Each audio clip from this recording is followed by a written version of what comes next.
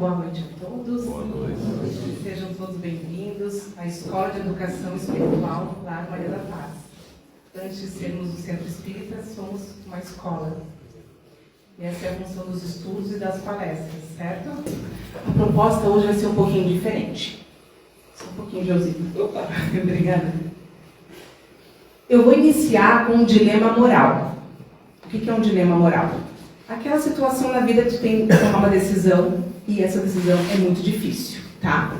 Não se prendam muito com relação à resposta. Pensem mais no pensamento que existe por trás de cada resposta. Então, para a gente iniciar, eu gostaria que vocês imaginassem que vocês estão pilotando um bonde. Todo mundo aqui sabe o que é um bonde? Esse bonde, ele anda sobre trilhos, tá? Então ele não tem opção. Ele está em cima do trilho, ele é obrigado a andar naquele trajeto. Você está agora, você é o piloto, você que está comandando aquele bonde. Você está andando a 100 km por hora, quando recebe a notícia que lá na frente existem 5 trabalhadores na pista. Você tenta frear e logo percebe que está sem freios. Então é certo que 5 trabalhadores irão morrer, atropelados por você.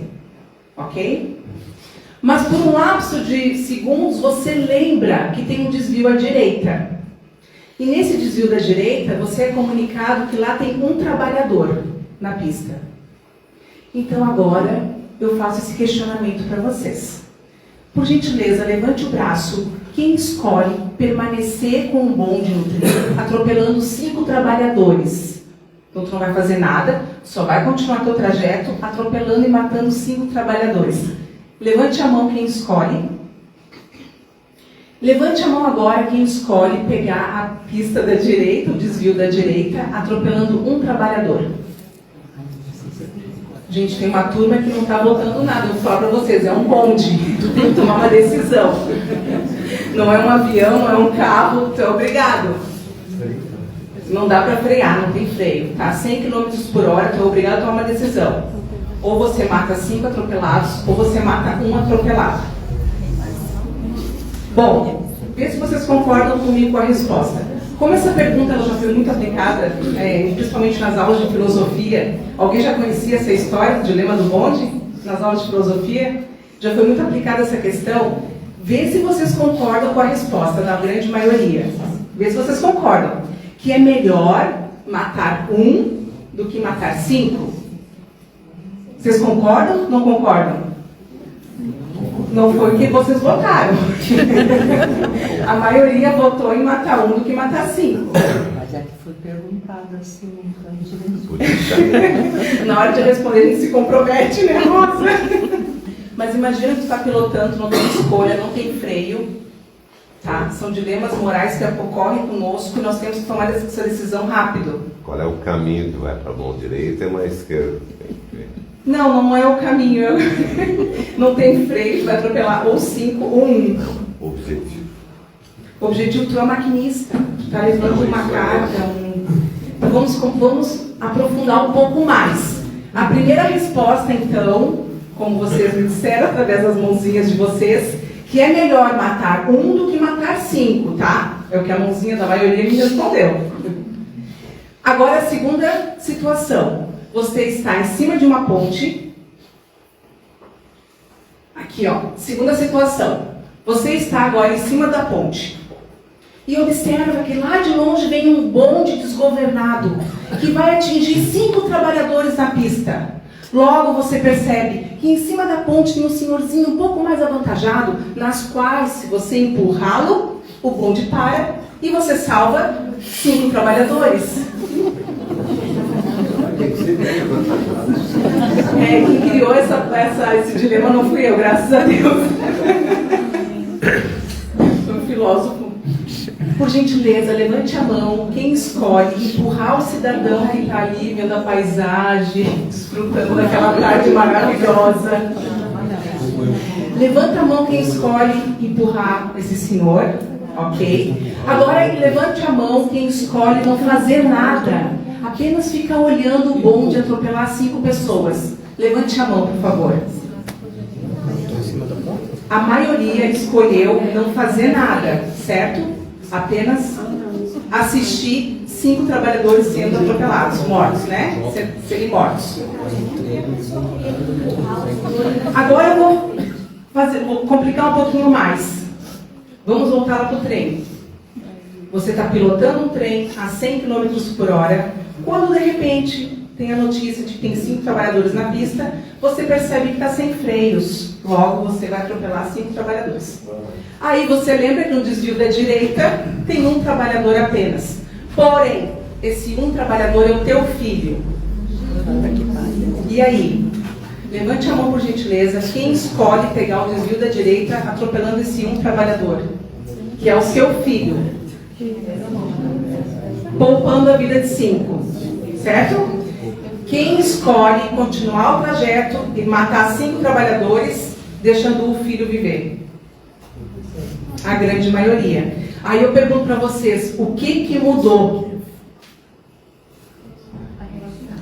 Porque na primeira situação eu perguntei isso, e a resposta foi, é melhor matar 1 do que matar 5. Agora inverteu, é melhor matar 5 do que matar 1. O que foi diferente? Ele é o meu filho. É o filho. Tá bom. Vamos continuar. Bom, isso tudo são hipóteses, né? São dilemas morais, são situações hipotéticas que nos convidam a pensar. Mas, às vezes, a vida nos apresenta algumas situações um tanto interessantes. Em 2004, alguém já ouviu falar do tsunami que aconteceu na Tailândia? Vocês lembram? Em 2004, tinha uma senhora, ela é australiana, passando férias num hotel, naqueles hotéis maravilhosos lá, né, com seus 2 filhos pequenos. Eles tinham idade próxima, os 2 pequenininhos. Um ano e pouco de diferença, os 2 filhos. Quando, de repente, veio aquela grande onda, derrubando árvores, quebrando o hotel, ela só teve tempo de passar a mão nos 2 filhos e se agarrar numa árvore. Ela só teve tempo de fazer isso. Se agarrou numa árvore. Só que a água continuou subindo, sufocando ela. Logo ela percebeu que ou ela soltava um dos filhos, ou os 3 iriam morrer. E ela tomou essa decisão. Ela soltou o filho mais velho. 1 ano e pouquinho mais velho, né? Um tinha 8, o outro tinha 7, mais ou menos. Ela soltou o filho mais velho. E aí, gente? Até então, a questão do trem, do bonde, a gente estava falando de situações hipotéticas, certo? Essa é uma situação real. Depois do tsunami, veio o relato dessa mãe, né? Foi entrevistada pelos canais de televisão. Se vocês jogarem na internet, vão encontrar esse relato. E no relato que ela conta, que o pior veio depois. A criança que ela soltou sobreviveu. Lá na frente, um bombeiro salvou essa criança. Aí veio a questão. Qual foi a primeira pergunta que essa criança fez para essa mãe quando encontrou ela? Por que você escolheu? Por que você me escolheu? Por que você me salvou, me soltou? Quais são os critérios que tu teve, né? O que te levou a me escolher? Por que escolher que eu morresse para o meu irmão viver? Agora nós vamos um pouco mais longe, um pouco mais para trás. Segunda Guerra Mundial. Lá no campo de concentração de Auschwitz. Uma senhora chamada Sophie foi presa com seus 2 filhos. Ela era polonesa. Alguns soldados nazistas, não eram todos, mas alguns tinham uma prática de tortura. A prática de tortura para exercer o seu sadismo, né, e sentir prazer no sofrimento do outro.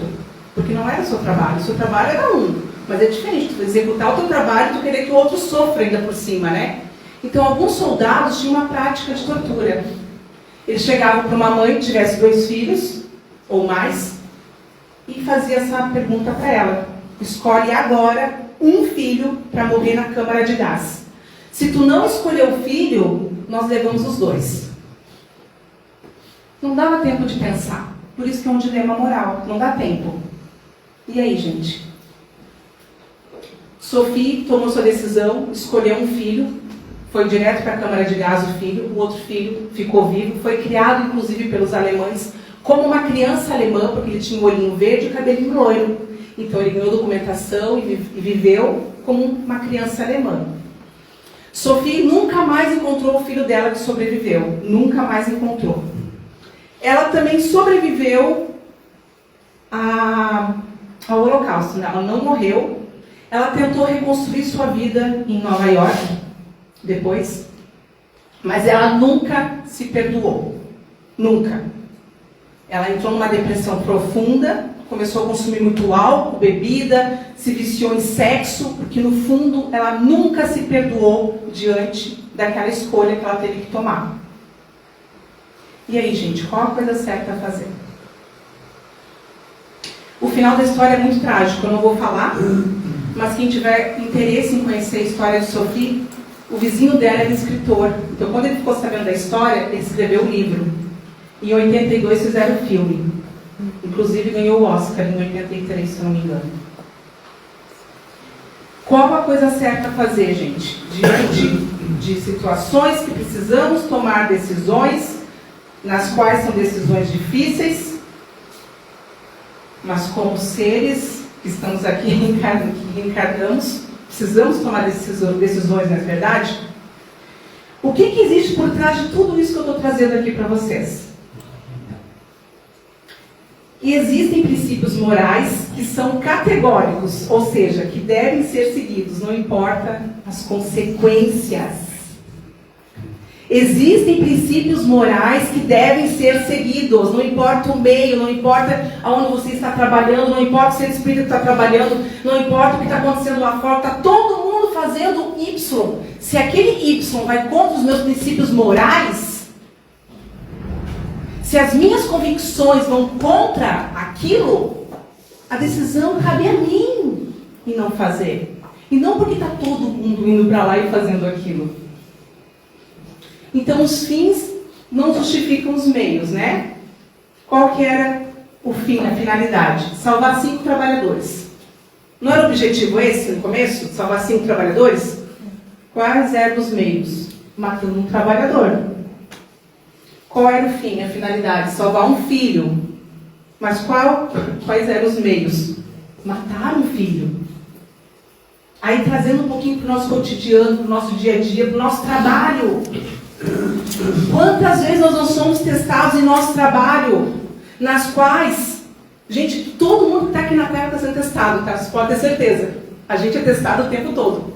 Então aquele que pensa que é honesto, como é que ele vai saber que ele é honesto? Quando ele for testado. Vamos ver se tu é realmente honesta. Aí vem uma situação, eu posso ganhar uma bolada de dinheiro no meu trabalho. Mas eu preciso ferir meus princípios. Tenho que ser desonesto. Aí eu costumo dizer, né, quem tem princípios tem, não os fere nunca. Agora, quem nunca teve, nunca teve. Aí ele vai com a maré. Se a maioria tem que estar lá, ele vai para lá. Se a maioria tem que estar cá, ele vai para lá. Ele não tem princípios, ele não nasceu com esses valores morais dentro dele. Ele não tem. Então, tanto faz. O que a doutrina espírita nos fala? Qual o pensamento espírita? Nós estamos num centro espírita, então nós podemos falar o que a doutrina espírita nos fala, certo? A nossa resposta a respeito desse dilema tem que ser diferente de quem está lá fora. Porque a gente aqui aprende mais e é muito mais cobrado, tá? Eu gosto de sempre trazer o exemplo de Marechal Cândido Rondon, militar brasileiro aqui, ó. Ele foi muito importante no início do desbravamento. Ele trabalhava muito com os indígenas, porque ele era de família indígena. Então ele sabia chegar naquelas terras onde o homem branco nunca tinha pisado. E ele sabia, ele tinha trato, ele sabia tratar os índios com respeito, com educação. Ele sabia os valores, a cultura daquele povo. Por isso que ele era bem aceito entre os indígenas. Ele era um dos poucos militares que conseguia entrar nessas terras indígenas antes, não eram desbravadas, né? Agora, olha a máxima de Marechal Cândido Rondon, olha a máxima dele. Vocês conseguem imaginar um militar com essa máxima? Vocês podem ler para mim? Vamos ler todo mundo junto? Bem alto aqui, ó. Morrer se preciso for, matar nunca. Ele é mais espírita que nós. Um militar, morrer se preciso for, mas não botar a vida do outro em risco. Matar nunca. Aí, não, Gabriela, mas não, eu tenho que ter arma para proteger minha família. Eu tenho que ter arma para proteger meu trabalho. Não, eu vou me proteger com a arma. O que a gente lembra, gente? Qual que é o quinto mandamento? Será que existe alguém na Terra que não sabe disso? Todo mundo sabe. Os 10 mandamentos, todo mundo, pelo menos o não matar. Tem que saber. Aí justificam o uso da arma, justificam o aborto. Ah, porque a criança está pequenininha, mas é uma alma. Qual que é o mandamento? Não matar. O mandamento não matar não tem uma vírgula depois, com condições. Pode matar se... Você pode matar nas condições de... Não tem exceção, é não matar. Difícil, né, gente? Tá fácil ou tá difícil? Tá fácil? Espero que esteja fácil, gente, porque a gente tem que refletir. O que Jesus nos disse sobre não matar? Naquele momento que chegaram soldados para levar Jesus preso, o que Pedro fez para proteger Cristo? Quando viu que os soldados passaram a mão nele, né? Para levar Jesus, Pedro inocentemente quis proteger Cristo. Arrancou sua espada e cortou a orelha do soldado. Como é que era o nome do soldado mesmo? Vou dar uma de professora Ademar. Malco. Cortou a orelha de Malco, do soldado romano. E o que Cristo fez? Ficou feliz com a atitude? Respondeu assim, né? Embainha tua espada, porque todo aquele que lançar mão da espada, a espada morrerá. Eu fico imaginando Cristo naquele momento, dizendo assim, escuta Pedro, há quanto tempo tu está comigo até hoje tu não aprendeu? Que não é essa a minha arma, não é essa a minha luta. Eu vim aqui para lutar por uma mudança na consciência e não essa guerra sanguinária, tirando a vida do próximo. Não é essa luta que eu vim fazer aqui na Terra. Eu fico imaginando Jesus naquele momento, meu Deus, o que esse homem aprendeu comigo até agora? Mas ele foi inocente, ele tentou proteger Cristo, né? E o que Cristo fez? Pegou a orelha dele e devolveu para o camarada. Eu fico pensando, Pedro não queria cortar a orelha aquela hora, acho que ele queria furar o bucho e deu errado, cortou a orelha. Na ignorância dele, tentou proteger Cristo, né? E, gente, o que o Espiritismo diz sobre o quinto mandamento? Se morrer o corpo, adianta matar o inimigo? Se morrer o corpo, o que o espírito do inimigo vai fazer? Vai lá para tua casa. Porque não tem mais corpo físico. Aí ele vai entrar na tua casa e falar, escuta, seu sem vergonha, tu me matou?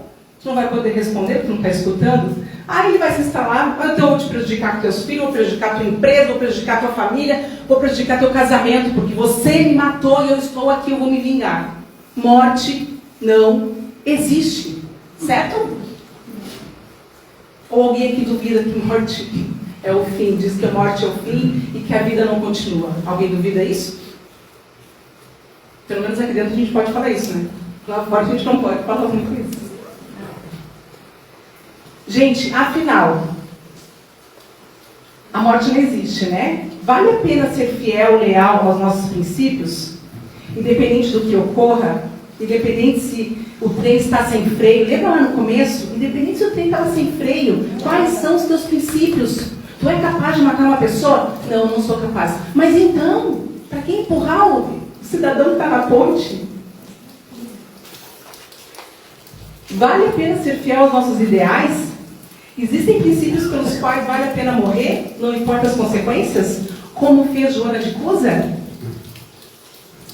Joana de Cusa, no livro Boa Nova, de Humberto de Campos, do Espírito Humberto de Campos, psicografado por Chico Xavier. Depois da crucificação de Cristo, Já ouviram falar que todo mundo que era cristão foi caçado e morto? Alguém já ouviu falar nisso? Ao mando de Nero, ainda, o imperador Nero, mandou caçar todo mundo que era cristão. E aí, você é cristão? E a pessoa dizia não. Não, mas eu te vi com fulano, vem junto. Você é cristão? Você é? Vem junto.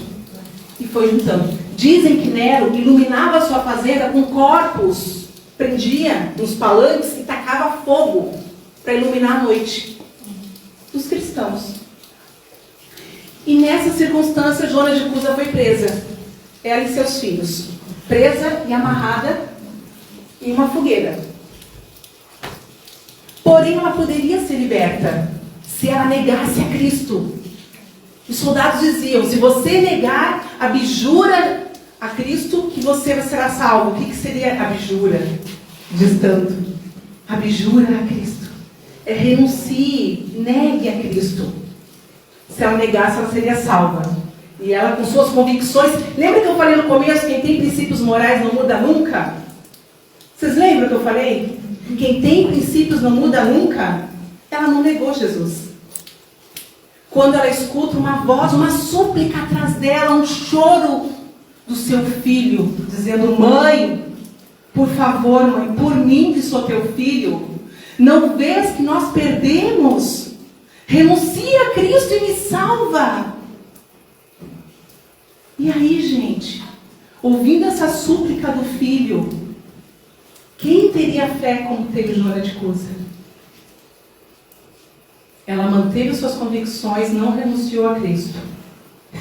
E nesse momento, um soldado muito querendo rir dela ainda pela situação, pela escolha dela, né? Ele se aproximou e falou assim, escuta, mulher. Ele quis debochar dela, né? Escuta, o teu Cristo só te ensinou a morrer? E ela respondeu, olhando nos olhos dele, no fundinho dos olhos dele, né? Não, ele também me ensinou a te amar. E a labareda foi iniciando, seu corpo foi incendiado. Mas logo, ela sente no ombro a mão. Uma mão consoladora no ombro dela, que na hora ela sentiu que era o mestre. E junto ela escutou a voz do mestre, dizendo, Joana, tenha bom ânimo. Estou aqui.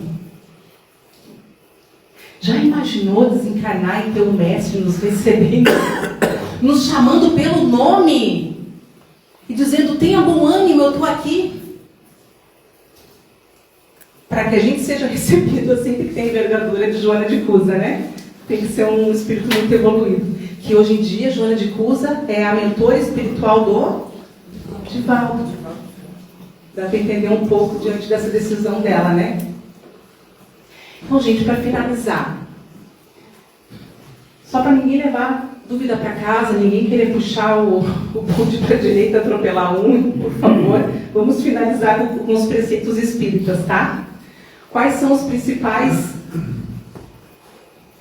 preceitos? Primeiro, existência de Deus. Se Deus existe e é soberanamente bom e justo, nada é por acaso. Então, não é acaso que tinha 5 trabalhadores na pista naquele dia, naquele momento, tá? Segundo, imortalidade da alma. Se a morte não existe, se morre o corpo e o espírito continua vivo, como que tu vai explicar para aquele ser que tu escolheu matar ele para salvar 5? Se para Deus não existe uma alma que vale mais do que a outra. Não existe. Todas as almas têm o mesmo valor para Deus. Como que tu vai dizer para aquele um, pô, te matei para salvar 5? Essa é a visão materialista, gente. Para Deus não existe. Todas as almas têm o mesmo valor e o mesmo peso. E o terceiro preceito é a reencarnação, né? O objetivo da reencarnação, gente, nós temos aqui na Terra é evoluir. E para evoluir a gente tem que aprender. Certo? Aprender. Qual é o tema da palestra de hoje? Aprender para evoluir. Se nas vidas anteriores nós não aprendemos nada, gente, nada. Vamos aproveitar essa então? Muito obrigada a todos. Um beijo bem abençoado no coração de cada um de vocês. Uma boa noite.